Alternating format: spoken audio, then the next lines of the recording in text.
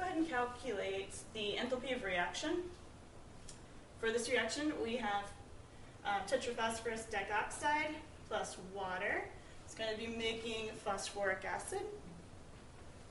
We have the enthalpies of formation of both of the reactants, and we have the enthalpy of formation of the product. So we can see how much heat was given off when you made the products, how much heat was given off when you made the reactants, and see the difference between the two, and that's how much heat would be given off to go from the reactants to the products, or maybe how much heat was absorbed if it went the other way. So, let's go back. Okay. All right, so the equation I'm using is always going to be, we'll find it on our sheet we get to use for AP chemistry, and it is the sum, add up all of the enthalpies of formation of the products, and you're going to sum up,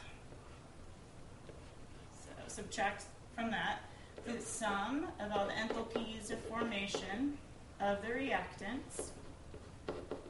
And the difference between those tells you how much enthalpy was given off during the reaction. So it tells you the change of enthalpy of the reaction.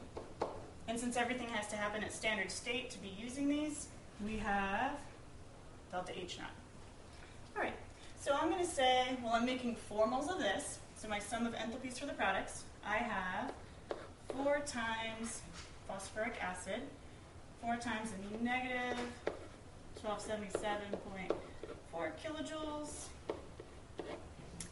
and I can see that's the only product. So from that, I'm going to subtract the sum of the enthalpies of formation from the reactants. So minus, over here I am making 1 tetraphosphorus dicoxide. So that one has an enthalpy of formation of negative 2,984 kilojoules. And I'm also making 6 waters. So we'll go 6 times this.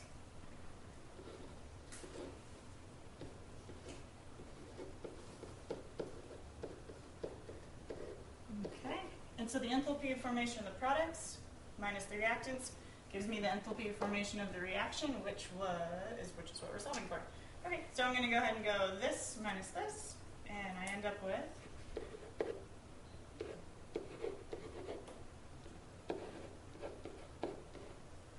this value is going to be 5,109 minus, these are both negative, so make sure that if you're subtracting a negative, we're now going to be adding 4,127.2 kilojoules.